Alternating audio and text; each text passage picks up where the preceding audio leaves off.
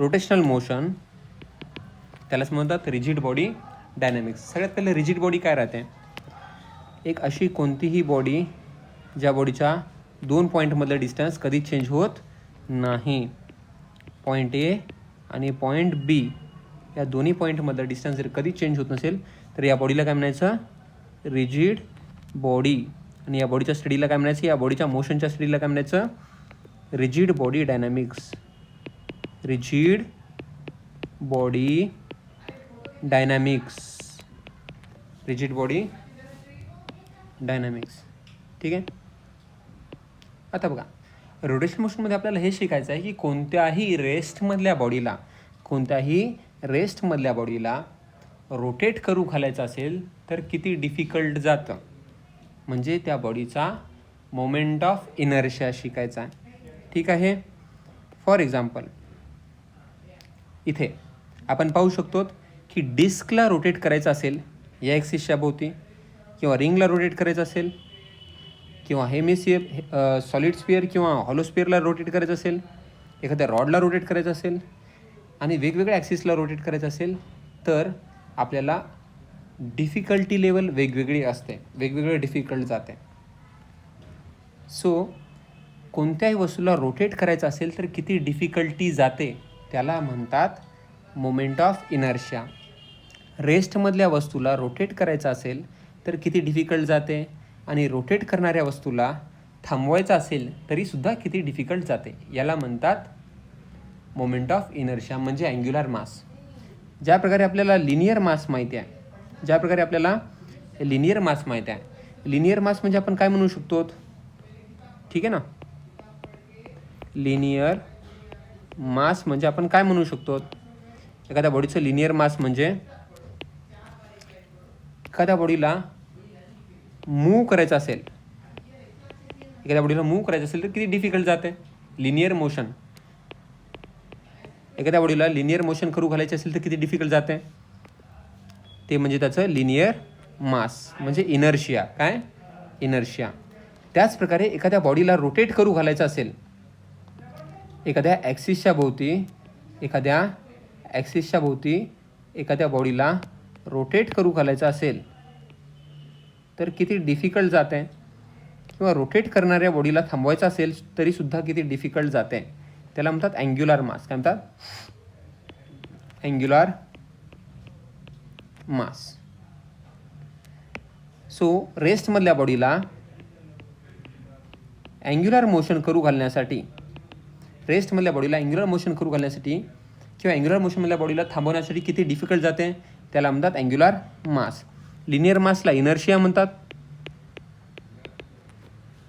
तर angular मासला moment of inertia म्हणतात. इनर्शियाचं symbol M आहे, तर मोमेंट ऑफ इनर्शियाचं सिम्बॉल आय आहे. इनर्शिया एक फंडामेंटल फिजिकल क्वांटिटी आहे म्हणून त्याला फॉर्म्युला नसतो. मोमेंट ऑफ इनर्शिया एक डिराइव्ड फिजिकल क्वांटिटी आहे म्हणून त्याला फॉर्म्युला असतो. आय इज इक्वल टू त्या वस्तूचं लिनियर मास यम इंटू के स्क्वेअर. के म्हणजे रेडियस ऑफ गायरेशन असते. ती कन्सेप्ट थोड्याच वेळात होणार आहे. दोन्ही लिनियर मास आणि अँग्युलर मास दोन्हीही स्केलार फिजिकल क्वांटिटीज आहेत म्हणून स्केलार लॉज फॉलो करतात. मासचं युनिट आहे किलोग्राम आणि डायमेन्शन आहे m1. तर अँग्युलर मासचं युनिट आहे किलोग्राम मीटर स्क्वेअर आणि डायमेन्शन्स आहेत m1 L2. ठीक आहे. आपण थोडंसं लिनियर मोशन आणि अँग्युलर मोशनला रिवाईज करूया. फंडामेंटल नॅचरल फेनॉमेनॉन म्हणजे नेचरमध्ये कोणती वस्तू कशी एक्झिस्ट करते, एक तर रेस्टमध्ये नाहीतर मोशनमध्ये.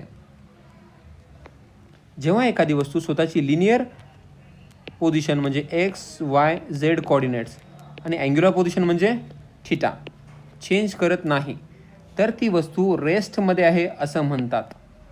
जेव्हा एखादी वस्तू स्वतःची लिनियर आणि अँग्युलर पोझिशन चेंज करत नसेल तर ती वस्तू रेस्टमध्ये आहे असं म्हणतात.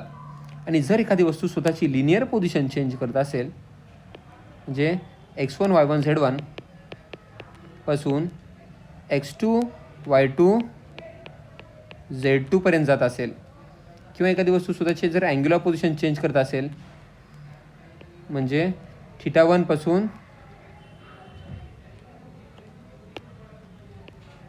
θ2 पर्यंत जात असेल, ठीक आहे ना, तर त्या वस्तूला अँग्युलर मोशनमध्ये असं म्हणतात.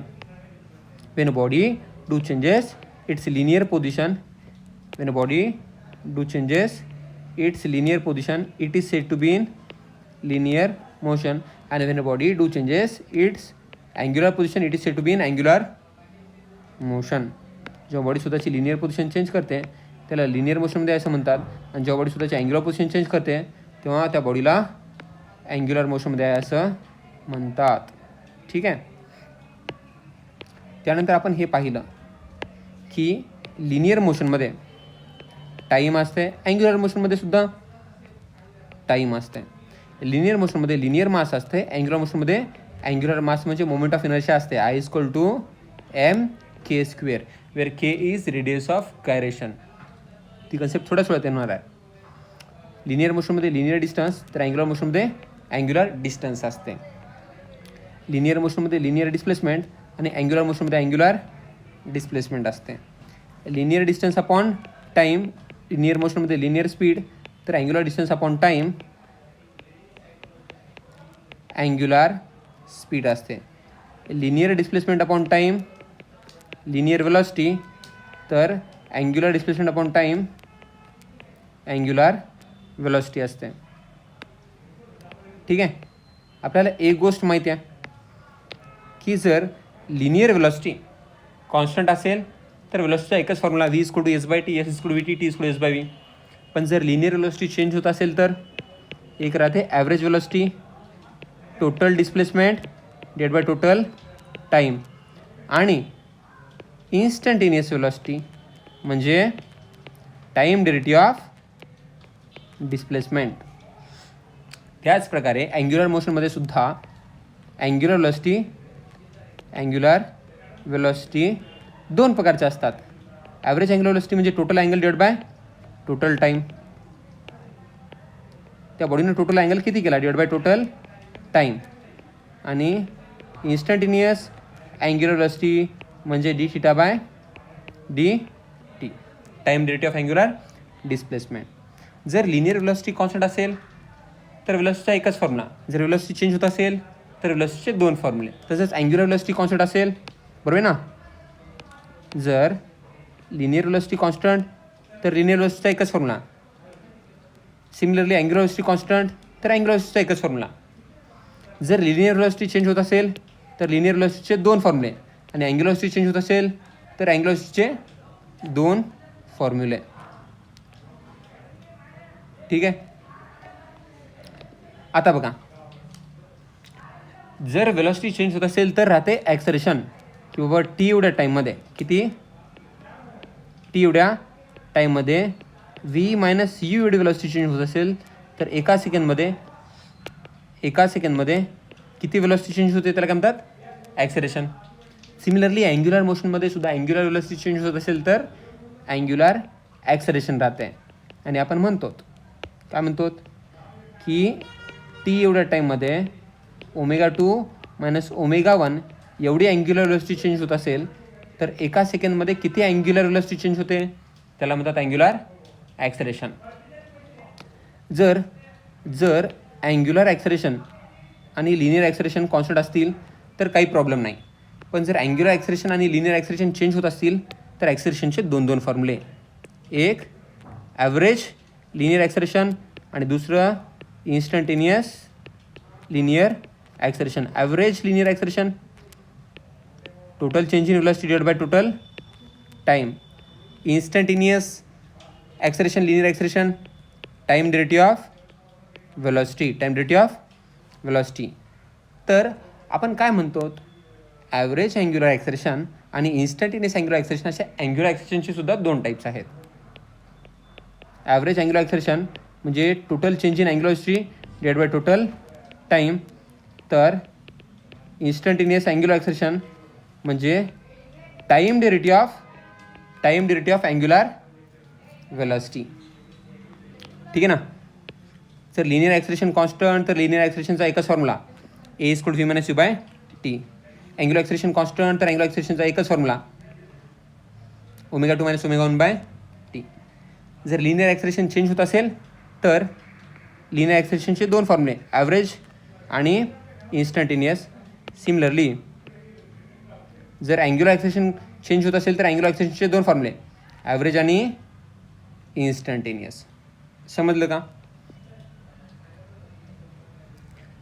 आपल्याला एक गोष्ट माहिती आहे की जर लिनियर ॲक्सेलरेशन कॉन्स्टंट असेल तर आपण a is equal to v minus u by t, ती रेक्टिलिनियर मोशनच असते. A is equal v minus u by t use करतो. Average speed is equal to total displacement by total time is equal to u plus v by two use करतो. आणि nth सेकंडमधलं displacement s n is equal to u plus a by two into 2n minus 1 use करतो. ठीक आहे. त्यानंतर आपण v is equal to u plus a t हे equation बनवलं ॲक्सेलरेशनच्या डेफिनेशनवरून.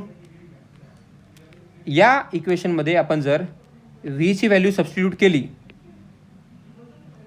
व्हीची व्हॅल्यू ॲव्हरेज वेलॉसिटीमधल्या व्हीची व्हॅल्यू जर आपण इथं सबस्टिट्यूट केली तर आपल्याला एक असं इक्वेशन भेटतं ज्याच्यात व्ही नसते. त्याला आपण सेकंड कायनॅमॅटिकल इक्वेशन म्हणतो. S is equal to u t plus half a t square. आणि जर आपण पहिल्याच कायनॅमॅटिकल इक्वेशनमध्ये यू ठेवलं, काय ठेवलं, यूची व्हॅल्यू ठेवली, या रेड बॉक्समधून यूची व्हॅल्यू घेऊन आपण पहिल्याच कायनॅमॅटिकल इक्वेशनमध्ये ठेवली तर आपल्याला असं इक्वेशन भेटतं ज्याच्यात यू नसते. ते म्हणजे s is equal to v t minus half a t square. जर आपण पहिल्याच कायनॅमॅटिकल इक्वेशनमध्ये त्या रेड बॉक्समधून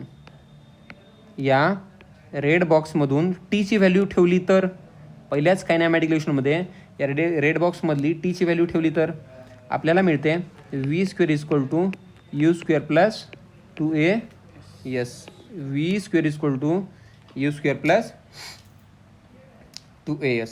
आणि अशापणे 7 इक्वेशन्स कधीच विसरत नाही. कॉन्स्टंट ॲक्सेलरेशन असेल तर a is equal to v minus u by t, v average is equal to u plus v by two is equal to s by t, s n is equal to u plus a by two into 2n minus 1, v is equal to u plus a t, s is equal to u t plus half a t square, s is equal to v t minus half a t square, v square is equal to u square plus 2a s. त्याच प्रकारे rotational motion चॅप्टरमध्ये सुद्धा जर angular acceleration constant असेल तर, जर angular acceleration constant असेल तर use करतात alpha is equal to omega 2 minus omega 1 by t. Omega average is equal to omega average म्हणजे average angular velocity is equal to total angle divide by total time is equal to omega 1 plus omega 2 by 2. nth सेकंडमधला angle theta n is equal to omega 1 plus alpha by 2 into 2n minus 1. Omega 2 is equal to omega 1 plus alpha t. Theta is equal to omega 1 t. Theta is equal to omega 1 t plus half alpha t square. Theta is equal to omega 2 t minus half alpha t square आणि आणि आणि आणि आणि आणि आणि आणि आणि omega 2 square is equal to omega 1 square plus 2 alpha theta. So a is equal to v minus u by t, v average is equal to s by t is equal to u plus u by two, s n is equal to u plus a by two into 2n minus 1, v is equal to u plus a t, s is equal to u t plus half a t square, s is equal to v t minus half a t square आणि v square is equal to u square plus 2as. Linear मोशनप्रमाणेच angular मोशनमध्ये सुद्धा kinematical equation असतात, पण ते तेव्हाच लागतात जर linear acceleration आणि अँग्युलर ॲक्सेलरेशन कॉन्स्टंट असेल तर. ठीक आहे. आपल्याला माहिती आहे लिनियर मोशनमध्ये law of conservation of linear momentum कधी वापरतात ते. आपल्याला माहिती आहे की बाबा law of conservation of linear momentum केव्हा वापरतात. आपल्याला फोर्सचा फॉर्म्युला माहीत आहे. फोर्सचा फॉर्म्युला काय, लिनियर फोर्सचा फॉर्म्युला काय आहे न्यूटनच्या सेकंड लॉनुसार, की बाबा टी एवढ्या टाईममध्ये P2 मायनस P1 एवढं लिनियर मोमेंटम चेंज व्हायलं आहे. टी एवढ्या टाईममध्ये P2 मायनस P1 एवढं लिनियर मोमेंटम चेंज व्हायलं आहे. तर एका सेकंडमध्ये किती लिनियर मोमेंटम चेंज व्हायलं आहे त्याला लिनियर फोर्स म्हणतात. अँग्युलर मोशनमध्ये पण असंच असतं की ज्या प्रकारे product of linear mass and linear velocity is called as linear momentum, त्याच प्रकारे प्रोडक्ट ऑफ अँग्युलर मास म्हणजे moment of inertia into angular velocity is called as angular momentum. Angular momentum. ठीक आहे. आणि जर समजा लिनियर मोमेंटम चेंज होत असेल तर एका सेकंडमध्ये किती लिनियर मोमेंटम चेंज होते त्याला लिनियर फोर्स म्हणतात. सिमिलरली जर अँग्युलर मोमेंटम चेंज होत असेल तर एका सेकंडमध्ये किती अँग्युलर मोमेंटम चेंज होते. जसं टी एवढ्या टाईममध्ये L2 मायनस L1 एवढा अँग्युलर मोमेंटम चेंज होत असेल तर एका सेकंडमध्ये किती अँग्युलर मोमेंटम चेंज होते त्याला अँग्युलर फोर्स म्हणजे टॉर्क म्हणतात. काय म्हणतात? टॉर्क. त्याच्यावर क्वेश्चन येऊ शकतात. ठीक आहे. Product of linear mass and linear velocity is linear momentum, तर product of angular mass and angular velocity is called as angular momentum. तर एका सेकंडमध्ये किती लिनियर मोमेंटम चेंज होते त्याला लिनियर फोर्स म्हणतात. आणि एका सेकंडमध्ये किती अँग्युलर मोमेंटम चेंज होते त्याला अँग्युलर फोर्स म्हणतात. जर लिनियर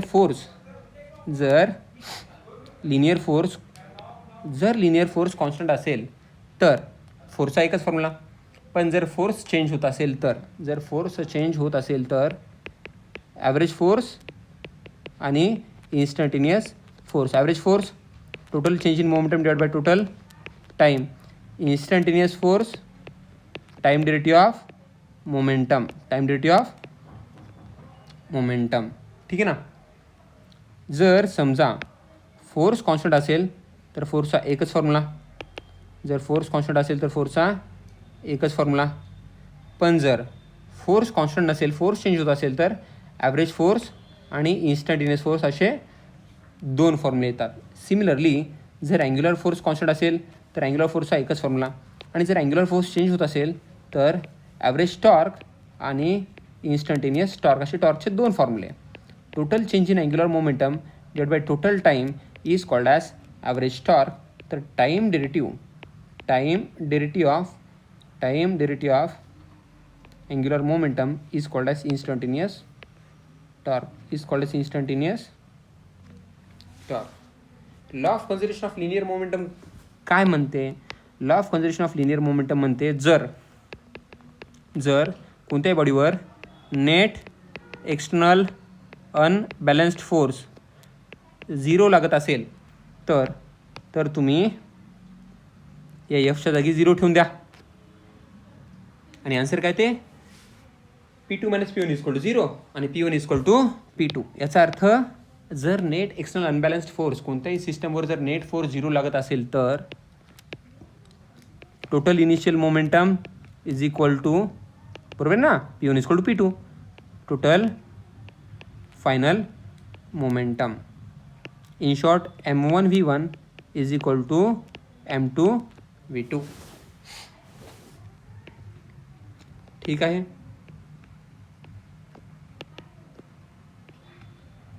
समजले? त्याच प्रकारे अँग्युलर मोशनमध्ये एक असतं त्याला म्हणतात law of conservation of angular momentum. फार इम्पॉर्टंट आहे. Law of conservation of angular momentum. Law of conservation of angular momentum काय म्हणतं? Law of conservation of angular momentum म्हणते की if law of conservation of angular momentum म्हणते if net external unbalanced torque 0 असेल तर, जर net external unbalanced torque 0 असेल तर आपण या 2च्या जागी काय ठेवायचं? 0 ठेवायचं. आणि आन्सर काय ते बघा, L1 is equal to L2, L1 is equal to L2. Total initial angular momentum is equal to total final angular momentum. और बुकिश लँग्वेजमध्ये म्हणायचं असेल तर if net torque on a system is 0 then total angular momentum of a system remains conserve. सोप्या भाषेत total L1 is equal to total L2. समजलं. किंवा I1 omega 1 is equal to I2 omega 2. हे gravitation चॅप्टरमध्ये सुद्धा येणार आहे. आपल्याला विचारतात अर्थ सनच्या जवळ आल्यानंतर फास्ट का होते आणि दूर गेल्यानंतर स्लो का होते. त्याचं रिझन हे इथं आहे. ते चॅप्टर आल्यानंतर पाहूया. कारण जिथं आय कमी असते तिथं ओमेगा जास्त आणि जिथं आय जास्त असते तिथं ओमेगा कमी. म्हणून ज्या वेळेस अर्थ सनच्या जवळ असेल त्यावेळेस आय कमी असतो. इथं काय असते MV कॉन्स्टंट असते. इथं आय ओमेगा कॉन्स्टंट असते. ठीक आहे ना. जिथं कुठं मास कमी असेल तिथं वेलोसिटी जास्त, जिथं कुठं आय कमी असेल तिथं ओमेगा जास्त. फॉर एक्झाम्पल द्यायचंच म्हणलं, आता जे मी काय बोलत असं एक्झाम्पल द्यायचंच म्हणलं तर एक गन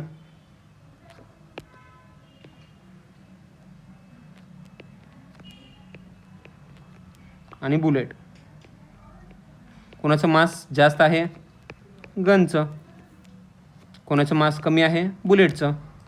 फायर झाल्यानंतर कोणाची वेलोसिटी जास्त असणार, ज्याचं मास कमी त्याची वेलोसिटी जास्त, ज्याचं मास जास्त त्याची वेलोसिटी कमी. ठीक आहे ना. फायर करण्याच्या आधी टोटल मोमेंटम काय होतं 0.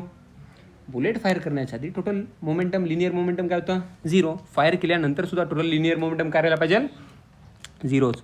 So capital M into capital V should be equal to small m small v. ठीक आहे ना. तर जिथं मास जास्त आहे तिथं वेलोसिटी कमी आणि जिथं मास कमी आहे तिथं वेलोसिटी जास्त. तसंच law of conservation of angular मोमेंटमचं एक्झाम्पल द्यायचंच असेल तर सन आणि अर्थ. बघा आपली अर्थ जेव्हा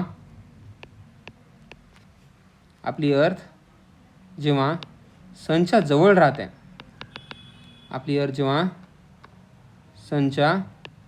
जवळ राहते, त्यावेळेस रेडियस कमी राहते, आर कमी. जर आपली अर्थ सनच्या जवळ असेल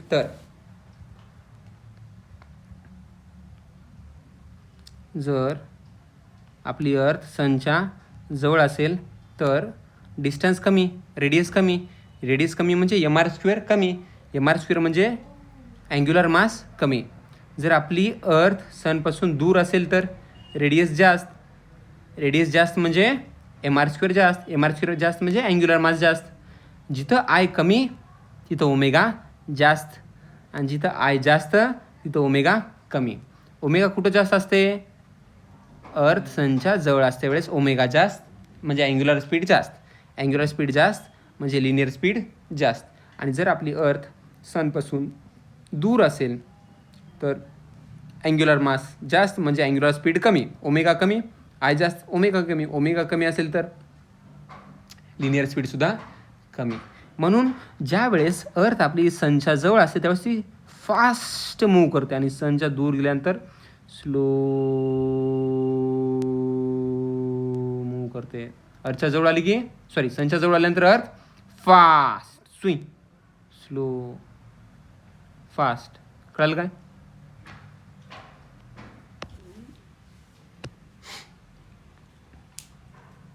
चला बघा अर्थचा मोमेंट ऑफ इनर्शिया MR². काय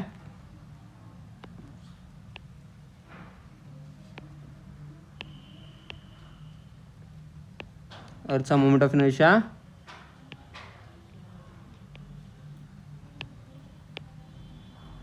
MR².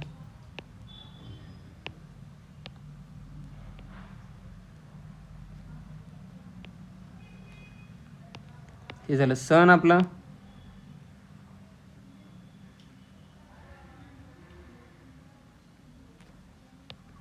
एक पोझिशन राहते पेरिजी म्हणजे जवळ, सनच्या जवळ.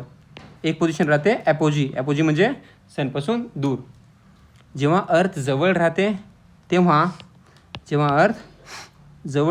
एम आर स्क्वेअर कमी, म्हणजे आय कमी तर ओमेगा जास्त, ओमेगा जास्त तर व्ही जास्त तर कायनेटिक एनर्जी जास्त, कायनेटिक एनर्जी जास्त तर पोटेन्शियल एनर्जी कमी, असे क्वेश्चन येतात. आणि जेव्हा अर्थ आपली दूर राहते त्यावेळेस रेडियस कमी म्हणजे एम आर स्क्वेअर कमी, एम आर स्क्वेअर कमी म्हणजे अँग्युलर मास कमी. नाही, अर्थ जर दूर असेल तर आर जास्त तर एम आर स्क्वेअर जास्त तर अँग्युलर मास जास्त तर अँग्युलर वेलोसिटी कमी तर लिनियर वेलोसिटी पण कमी, कायनेटिक एनर्जी कमी आणि पोटेन्शियल एनर्जी जास्त. याच्यावर क्वेश्चन येतात. पण हे टेक्निकल कशाचा क्वेश्चन झाला? Law of conservation of angular मोमेंटमचा. ठीक आहे. हे पॉईंट झाल्यानंतर आपण बघूया की लिनियर फोर्सला आपण एम ए लिहितो, बरोबर ना.